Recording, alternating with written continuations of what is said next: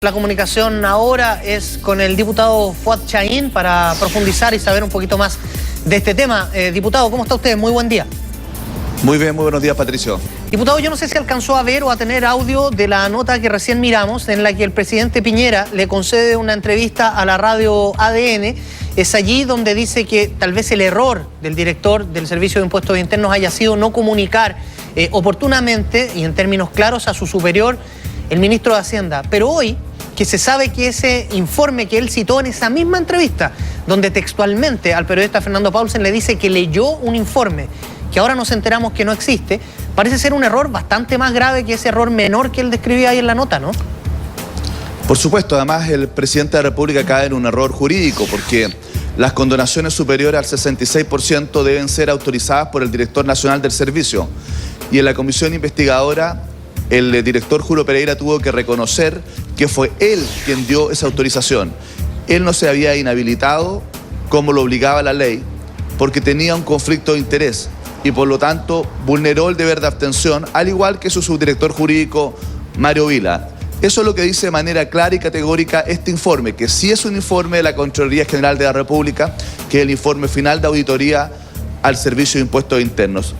Hay un sumario que está en curso para determinar cuáles son las sanciones por estas irregularidades y además se van a tener que abrir otros sumarios a partir de este informe porque no solo se cuestiona la participación de Mario Vila y Julio Pereira en la decisión, a pesar de haber asesorado a Johnson a través de Pricewaterhouse, sino que además lo que hace la Contraloría es cuestionar el procedimiento.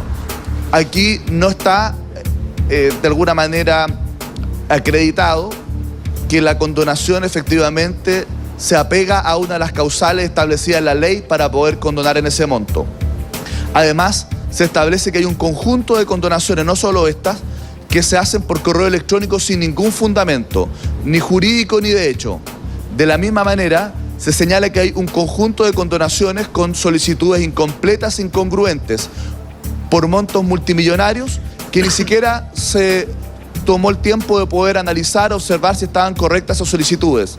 Pero además que hubo un conjunto de condonaciones a empresas que estaban relacionadas con Julio Pereira porque él tenía participación accionaria, o sea, era parte de la propiedad de esas empresas y además, ¿no es cierto?, se les condonaban intereses y multas. Por lo tanto, las irregularidades acreditadas por la Contraloría son múltiples, son contundentes, son una expresión más del abuso, porque aquí todas las facilidades para las grandes empresas para obtener condonaciones multimillonarias, lo que no ocurre con los pequeños contribuyentes.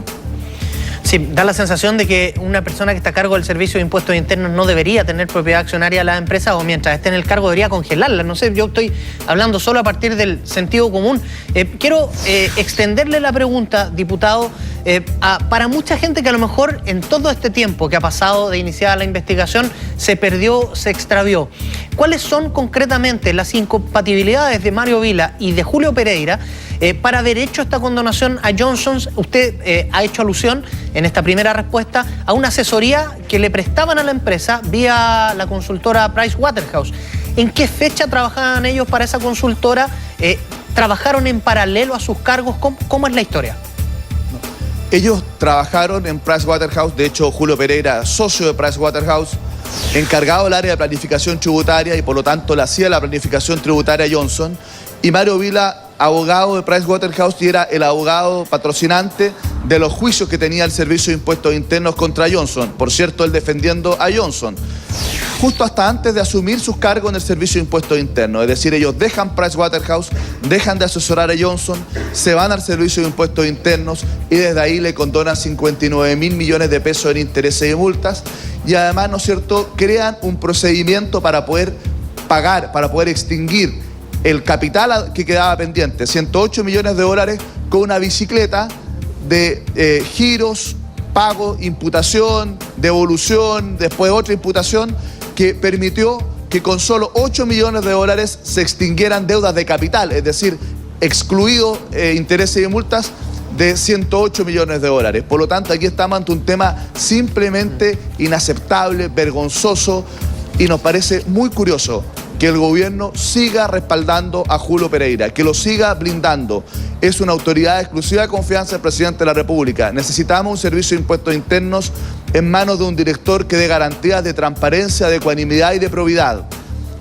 El Servicio de Impuestos Internos es la institución que más ha aumentado la percepción de corrupción en la última encuesta de Libertad de Desarrollo. Eso le hace mal a la institución y le hace mal al país. Diputado, porque es la institución encargada de recaudar los impuestos para Chile. Diputado, por lo mismo, yo quería preguntarle para terminar, ¿hasta dónde escalan y qué responsabilidades políticas deberían establecerse aquí? Porque la discusión instalada es si sale o no el director del Servicio de Impuestos Internos. Pero en esa entrevista el presidente decía, su superior directo es el ministro de Hacienda. El mismo presidente incurrió, imagino, inducido por algún asesor, en un error grave, que es decir, que lee detenidamente un informe que no existe. Es decir, eso no es verdad, eso es mentira. Entonces le pregunto derechamente, ¿hasta dónde debería llegar la responsabilidad política en este caso?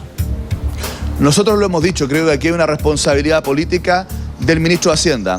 Él, cuando fue a la comisión investigadora, ni siquiera se preocupó realmente de estudiar los antecedentes. Él fue simplemente a respaldar de manera incondicional a Julio Pereira. No fue capaz de dar respuesta a muchas de las preguntas que nosotros le hicimos. Aquí ha existido un blindaje ciego a Julio Pereira y nos parece eso inaceptable y hay responsabilidades políticas. Aquí evidentemente que hay una responsabilidad administrativa de Julio Pereira, puede haber una responsabilidad penal, recordemos que hay una investigación del Ministerio Público, pero también hay una responsabilidad política del gobierno en su conjunto y particularmente de su superior jerárquico, el ministro de Hacienda.